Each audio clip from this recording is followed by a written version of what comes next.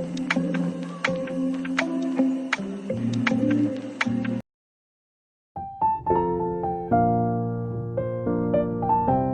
बच्चों, बहुत दिनों के बाद, है ना। ओके, तो जो भी है जैसा भी है, ऑक्सीजन खत्म हो गया था अपना। अब शुरू करते हैं जिब्रेलिन। ठीक है, तो हमारा नेक्स्ट, इससे पहले हम एक बार 2 मिनट के लिए बोल देती हूँ क्या था, हम पढ़ाई क्या कर रहे थे। बहुत दिन हो गए तो दिमाग से निकल गया होगा। तो सबसे पहले क्या था, फाइटो हार्मोन कर रहे थे। फाइटो हार्मोन्स में हमने ऑक्सीजन कर लिया, ऑक्सीजन का इंट्रोडक्शन हो गया, ऑक्सीजन के टाइप्स हो गए, ऑक्सीजन के फंक्शन हो गए। तो हमने 5 फाइटो हार्मोन्स के नाम पढ़े थे, आपको याद होगा क्या क्या था। सबसे पहले था ऑक्सीन, उसके बाद क्या था, उसके बाद था गिब्रेलिन, उसके बाद क्या था, उसके बाद था साइटोकिनिन, उसके बाद abscisic acid and then ethylene. तो हमने ऑक्सीन के बारे में सब कुछ कर लिया। तो अब आगे जो है वो करते हैं गिब्रेलिन के बारे में। कभी कभी मैं जिब्रेलिन बोल देती हूँ, कभी कभी गिब्रेलिन बोल देती हूँ, लेकिन आज गूगल में देख रही थी तो वो गिब्रेलिन था, तो आप भी गिब्रेलिन ही बोला करो। ठीक है, तो गिब्रेलिन, तो गिब्रेलिन क्या है, गिब्रेलिन है एक फाइटो हार्मोन। फाइटो हार्मोन मतलब, फाइटो मतलब प्लांट, हार्मोन मतलब केमिकल मैसेंजर, जो प्लांट में पाया जाता है ऐसा एक केमिकल। ठीक है, तो गिब्रेलिन क्या है, एक फाइटो हार्मोन है। इसके बहुत सारे टाइप्स होते हैं, हंड्रेड्स, मोर देन 100 टाइप्स होते हैं, लेकिन उसमें सबसे कॉमन जो है वो क्या है, 3 गिब्रेलिक एसिड। सबसे इम्पोर्टेंट, सबसे कॉमन जो है वो है 3 गिब्रेलिक एसिड, जिसको हम लोग GA3 बोलते हैं। ठीक है, तो एग्जाम में ऐसा हो सकता है कि आपको 1 मार्क्स का क्वेश्चन दे दे और बोले कि what is the full form of GA3। तो क्या है, 3 गिब्रेलिक एसिड। ठीक है, तो ये 1 मार्क्स का क्वेश्चन में लिख डालो, कॉपी पेन निकाल के रखो, और जब भी मैं बोलूँ ना ऐसे 1 मार्क्स का क्वेश्चन है, बस लिख डालो। शॉर्ट फॉर्म में क्वेश्चन आ सकता है 1 मार्क्स में कि what is the full form of GA3, मतलब what is the full form of GA3 क्या होगा, 3 गिब्रेलिक एसिड। ठीक है, अब इसके बाद क्या है, जो क्वेश्चन क्या बोलते हैं MCQ वगैरह में जो बहुत कॉमन आता है, या फिर 1 मार्क्स में या 2 मार्क्स में आ जाता है, बहुत ज़्यादा आता है। मैंने देखा है ये ऑल्टरनेट ईयर में तो मैं नहीं बोलूँगी, लेकिन मैंने 17 के पेपर में भी शायद देखा है, बहुत सारे पेपर्स में देखा है। तो क्या है इसका ब्रीफ हिस्ट्री, कि किसने डिस्कवर किया था, किस तरह से डिस्कवर किया था, तो उसका जो एक ब्रीफ हिस्ट्री है वो आपको यहाँ पे समझना है। ठीक है, गिब्रेलिन को डिस्कवर किसने किया था, मतलब पहली बार, ऑब्वियसली उसको इन्वेंट नहीं कर सकते, तो डिस्कवर, तो उसको डिस्कवर किसने किया था, इची कुरोसावा ने। ठीक है, नाम याद रखना, इची कुरोसावा ने। कब किया था, 1926 में। इसको डिस्कवर क्या है, फाइटो हार्मोन, और इसको डिस्कवर किसने किया था, इची कुरोसावा ने किया था। कब किया था, 1926 में किया था। ठीक है, अब ये जो किया था इसके पीछे भी एक छोटा सा कहानी क्या है, कहानी ये है कि उस समय जो ये राइस प्लांट्स थे, देखो मैंने यहाँ शॉर्ट या पॉइंट में लिखना है, लेकिन आपने क्या करना है, आपने पूरा सेंटेंस लिखना है। ठीक है, तो इसमें क्या था, इसमें ये था कि राइस, उसमें क्या हुआ था कि ये जो साइंटिस्ट थे, ये सर जो थे कुरोसावा सर, ये साइंटिस्ट थे, और उस समय क्या हुआ, ये राइस प्लांट्स जो थे, जो हमारे खेतों में जो लगाते ना राइस, तो राइस प्लांट्स में क्या हो गया था, एक डिजीज आ गया था, जिसको बेकैनी डिजीज भी बोलते हैं, या फिर फुलिश सीडलिंग डिजीज भी बोलते हैं। ठीक है, बेकैनी डिजीज या फुलिश सीडलिंग डिजीज हो गया था। ठीक है, तो अब उस डिजीज में क्या हुआ था, तो ये साइंटिस्ट सर जो थे कुरोसावा सर, वो क्या कर रहे थे, वो इसमें कोशिश कर रहे थे पता करने की ऐसा डिजीज क्या क्यों हुआ है राइस में, क्योंकि राइस ही तो है अल्टीमेट खाना, राइस खराब हो जाएगा तो क्या खाएंगे, है ना। तो उन्होंने क्या किया, मतलब खोजना शुरू किया कि असल में हुआ क्या है। तो उन्होंने पता किया कि एक फंगस है, गिब्रेला फ्यूजिकुरोई, गिब्रेला फ्यूजिकुरोई नाम का एक क्या है, फंगस है, जो उसमें उसमें क्या बोलते हैं, राइस प्लांट के सीड में लगा था। राइस प्लांट में जो ये लग गया था, तो जिसके वजह से क्या हुआ था कि प्लांट में ये डिजीज हो गया, बेकैनी डिजीज या फिर फुलिश सीडलिंग डिजीज हो गया था। ठीक है, अब ये एक्चुअली क्या था, उन्होंने क्या डिस्कवर किया कि ये जो फंगस है गिब्रेला फ्यूजिकुरोई, ये एक सब्सटेंस रिलीज करता है, जिसकी वजह से राइस प्लांट्स में क्या हो रहा है, बेकैनी डिजीज हो रहा है। ठीक है, ये इन्होंने डिस्कवर कर दिया, पर क्या सब्सटेंस डिस्कवर करता है उसका उन्होंने नाम नहीं दिया। ठीक है। तो उसी के बाद 1935 में ऑलमोस्ट 10 साल बाद, 9 साल बाद, एक और साइंटिस्ट सर आए, क्या नाम था, तेजीरो याबूता, ठीक है, तेजीरो याबूता। तो इन्होंने क्या किया, इन्होंने वो सब्सटेंस को आइसोलेट किया कि ऐसा क्या चीज़ है जो जिब्रेला फ्यूजोकुरोई जो है, ये क्या ऐसा सब्सटेंस रिलीज कर रहा है जिसके वजह से राइस प्लांट्स में ये बेकैनी डिजीज हो रहा है। तो उन्होंने क्या किया, उन्होंने वो सब्सटेंस को आइसोलेट किया और उसका नाम क्या दे दिया, जिब्रेलिन या गिब्रेलिन, ठीक है। तो ये है एक short story about the history of gibberellin की, किस तरह से ये डिस्कवर हुआ। तो फिर अब अगर आपको क्वेश्चन पूछता है किसने डिस्कवर किया, तो ऑब्वियसली इची कुरोसावा ने 1926 में इसे डिस्कवर किया था, पर इसका नाम नहीं दिया गया था। तो अगर आपको ये 2 मार्क्स में आता तो ये पूरा चीज़ आप लिख सकते हो कि उस समय राइस प्लांट्स में एक डिजीज आया था, बेकैनी डिजीज, और या फिर फुलिश सीडलिंग डिजीज, और इस फुलिश सीडलिंग डिजीज का स्टडी कौन कर रहा था, इची कुरोसावा कर रहा था 1926 में। तब उन्होंने डिस्कवर किया कि ये राइस प्लांट में एक फंगस इन्फेक्ट हो गया है, राइस प्लांट को एक फंगस इन्फेक्ट कर रहा है। उस फंगस का नाम क्या था, Gibberella fujikuroi, and Gibberella fujikuroi used to release some kind of substance which is causing this disease. And later in 1935 what this person, another person, Teiziro Yabuta, he isolated that substance from this fungus. उस fungus से substance को उन्होंने निकाल लिया, isolate कर लिया, and he named it as gibberellin, ठीक है।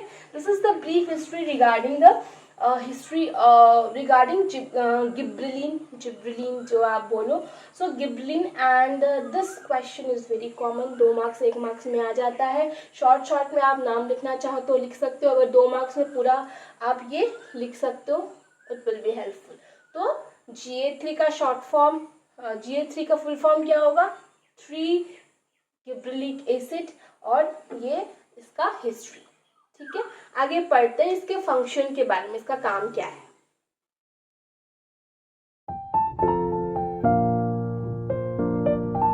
अब करते हैं इसका फंक्शन। इसका फंक्शन में क्या है, हमें पता ही है। सबसे पहले तो आप समझ लो कि जिब्रेलिन क्या है, ये ग्रोथ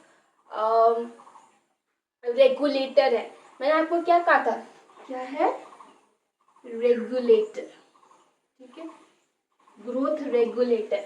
देखो ये चीज आप हमेशा याद रखना, एक हार्मोन जो है या तो वो ग्रोथ रेगुलेटर होगा या फिर वो ग्रोथ इनहिबिटर होगा, ठीक है, हमेशा याद रखना क्या, या तो वो ग्रोथ रेगुलेटर होगा। रेगुलेटर का मतलब क्या होता है, रेगुलेटर मतलब जो ग्रोथ करता है, उसको ग्रोथ करवाता है, ठीक है, प्लांट में ग्रोथ उसके वजह से होता है, उसके कारण होता है, तो वो ग्रोथ रेगुलेटर।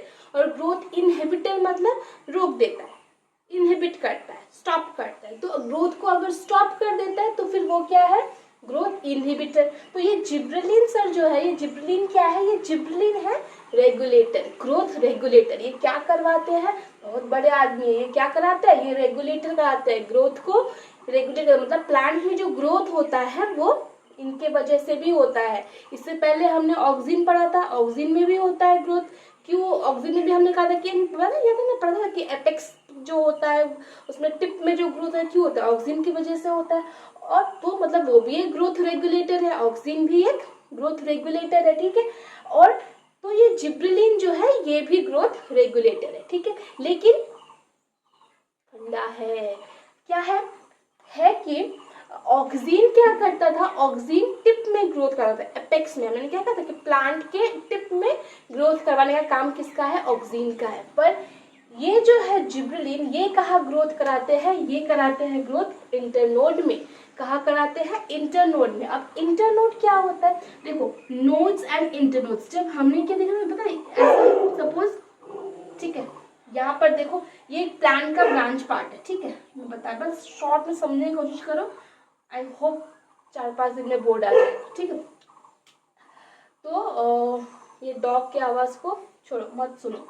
यहाँ पे क्या देखो, मान लो कि ये कोई ब्रांच है या फिर स्टेम है, ठीक है। यहाँ पर देखो लीव्स दिख रहा है आपको, लीव्स दिख रहा है, ठीक है। अब यहाँ पर भी लीव्स है, यहाँ पर भी लीव्स है, ठीक है। ये लीव्स और ये लीव्स, जहां पर से लीव्स ग्रो करता है ना उसको नोड बोलते हैं, ठीक है।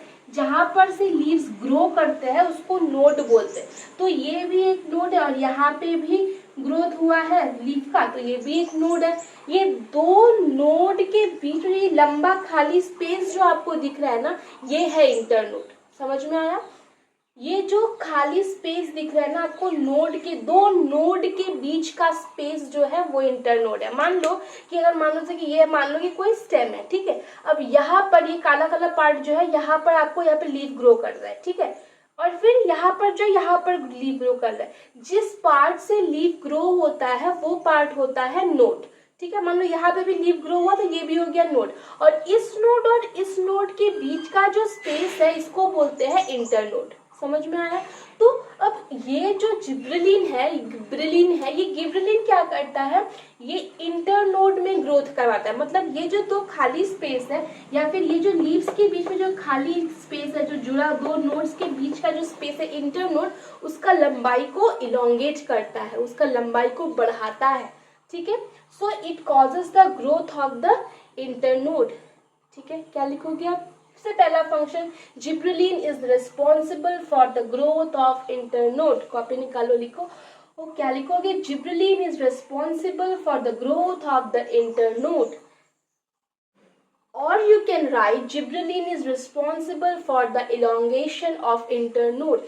जो भी है नोड, ये इंटरनोड का क्या करता है? ग्रोथ करवाता है। End of the story. ये सबसे इसका फोरमोस्ट एंड इम्पॉर्टेंट फंक्शन, ठीक है। नेक्स्ट इज, इसका दूसरा फंक्शन क्या है? दूसरा फंक्शन ये है कि ये क्या करता है? मॉडिफाई करता है। मॉडिफाई करता है? एपिकल बड को फ्लोरल बड में कन्वर्ट करता है।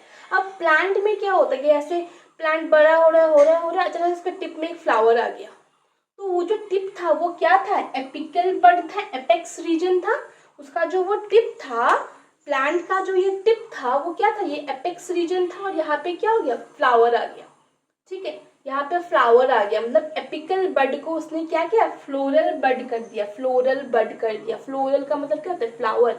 फ्लोरल बड, कली यहाँ पे खिल जाता है। मतलब प्लांट में जो फूल आता है, फूल के लिए कौन रिस्पॉन्सिबल? फूल जो डेवलप करता है, फ्लोरल टिश्यू जो डेवलप करता है, उसके लिए रिस्पॉन्सिबल कौन है? गिब्रेलिन, ठीक है। फ्लोरल टिश्यू के ग्रोथ के लिए रिस्पॉन्सिबल कौन है? गिब्रेलिन, ठीक है। समझ में आया? लो, फ्लोरल टिश्यू कट्स हो, it is also, next point लिखो, इट इज responsible for the modification of apical bud to floral bud, or it is also responsible for development of floral tissue in apex of the plant. क्या लिखोगे? लिखोगे आप gibberellin is responsible for the modification of apical bud to floral bud, and it is also responsible for the development of floral tissue in the apex of the plant. समझ में आया? Last two functions क्या है gibberellin का? Gibberellin आज खत्म हो जाएगा। गिब्रेलिन का लास्ट टू फंक्शंस क्या है? सबसे पहला, इससे पहले हमने क्या बोला था? सबसे पहला था क्या करता है वो? इंटरनोड्स में ग्रोथ करता है, ठीक है। इंटरनोड्स में ग्रोथ करता है, ठीक है। और उसके बाद क्या है? उसके बाद करता था जो नहीं, मैंने बोला फ्लोरल टिश्यू डेवलप करता है। फ्लोरल टिश्यू मतलब, फ्लोरल टिश्यू बोले तो फूल है ना, फ्लोरल कली खिलाता है, फूल खिलाता है, तो वो एपेक्स को फ्लोरल टिश्यू में कन्वर्ट करता है, एपिकल बड को फ्लोरल बड में कन्वर्ट करता है। थर्ड जो है, it induces the seed germination by the synthesis of alpha amylase. Read the sentence again, induces the seed germination by synthesis of alpha amylase. क्या है? क्या करता है? ये सीड जर्मिनेशन को इंड्यूस करता है। सीड जर्मिनेशन क्या होता है? सीड फट के जो प्लांट निकलता है ना, उसी को बोलते हैं सीड जर्मिनेट करना, ठीक है। हमने जो देखा ना, चना को आप गाड़ दो तो क्या होगा? चना फट के वैसे ग्रीन ग्रीन ऐसे प्लांट निकलेगा, कुछ दिनों के बाद ऐसे व्हाइट व्हाइट निकलेगा, फिर बड़ा होकर प्लांट हो जाएगा, है ना। तो उसी को बोलते हैं जर्मिनेशन ऑफ सीड। चना क्या था? सीड था, उसको आपने मिट्टी के अंदर रख दिया तो वो फट के वो प्लांट निकलेगा, that is germination of seed. तो जिब्रेलिन क्या करता है या गिब्रेलिन क्या करता है, ये सीड जर्मिनेशन में हेल्प करता है। ठीक है, ये क्या करता है, सीड जर्मिनेशन में हेल्प करता है, सीड को फट के प्लांट निकलने में ये हेल्प करता है। आप जो धान का प्लांट लगाते हो, धान छिटका देते हो और उसके बाद क्या होता है, उससे प्लांट निकलता है। कैसे निकलता है, जिब्रेलिन की वजह से। ठीक है, गिब्रेलिन क्या करता है, induces the seed germination by synthesis of alpha amylase. ऐसा क्या करता है भाई गिब्रेलिन की, जिसके वजह से प्लांट का सीड फट के सीड फट के प्लांट निकल जाता है। ऐसा भी क्या करता है गिब्रेलिन। तो गिब्रेलिन क्या करता है, ये केमिकल को सिंथेसिस करता है। This is not a chemical, this is a enzyme. ये एक एंजाइम को सिंथेसाइज करता है, डेवलप करता है। क्या नाम है, अल्फा एमाइलेज। इस एंजाइम को ये क्या करता है, डेवलप करता है। ठीक है, सिंथेसिस करता है, जिसके वजह से क्या हमें देखने को मिलता है, प्लांट में सीड का जर्मिनेशन हमें देखने को मिलता है। समझ में आया। तीसरा काम ये क्या करता है, induces the seed germination. Copy में लिखो, क्या लिखोगे, gibberellin is responsible for the seed germination, या फिर लिखो gibberellin induces the seed germination by the synthesis of alpha amylase तथा induces the क्या करें हम लोग, हाँ, induces the seed germination by synthesis of alpha amylase। वो क्या करता है, अल्फा एमाइलेज को सिंथेसाइज करता है और उसके बाद क्या करता है, सीड जर्मिनेशन में हेल्प करता है। वो क्या करता है, एक एंजाइम को डेवलप करता है, जिसकी वजह से क्या होता है, सीड जो है वो फट जाता है और वहां से प्लांट डेवलप होता है। समझ में आया, ये है पॉइंट नंबर 3। अब पॉइंट नंबर 4 क्या है, it promotes the fruit growth and development. ये क्या करता है, फ्रूट को ग्रो भी करता है और डेवलप करता है। इससे पहले हमने क्या कहा था, वो और भी चीज का डेवलप करता है। किस चीज का था, फ्लावर का, है ना। इससे पहले क्या था, वो फ्लावर का डेफिनेशन बता रहा था कि फ्लावर को वो फ्लोरल बड को डेवलप करता है ना, फ्लोरल टिश्यूज को डेवलप करता है। तो ये किसको डेवलप करता है, ये फ्रूट को भी डेवलप करता है। ठीक है, ये फ्रूट ग्रोथ को भी एनहांस करता है, ये प्रमोट करता है किसको, फ्रूट ग्रोथ को, और डेवलपमेंट करता है फ्रूट का। ठीक है, तो हमने 4 फंक्शन पढ़ लिया। पहला फंक्शन क्या था, पहला फंक्शन था ग्रोथ ऑफ इंटरनोड, ये इंटरनोड में ग्रोथ करता है। ठीक है, दूसरा फंक्शन क्या था, दूसरा फंक्शन था अपना development of floral tissue, floral tissue को डेवलप करता है। थर्ड क्या था, थर्ड था सीड को जर्मिनेट करता है। कैसे जर्मिनेट करता है, अल्फा एमाइलेज को डेवलप करके ये सीड को जर्मिनेट करता है। ठीक है, एंड लास्ट क्या था, ये फ्रूट के ग्रोथ में भी हेल्प करता है। ठीक है, किस में हेल्प करता है, फ्रूट के ग्रोथ में भी हेल्प करता है। तो ये था 4 इसका फंक्शन। इससे पहले हमने पढ़ लिया GA3, उसका फुल फॉर्म क्या है। उसके बाद हमने पढ़ा, क्या पढ़ा हमने, उसके बाद हमने पढ़ा ब्रीफ हिस्ट्री ऑफ गिब्रेलिन। ठीक है, तो ये सब रहा आपका गिब्रेलिन के बारे में। नेक्स्ट पार्ट पढ़ेंगे हम साइटोकिनिन के बारे में। ठीक है,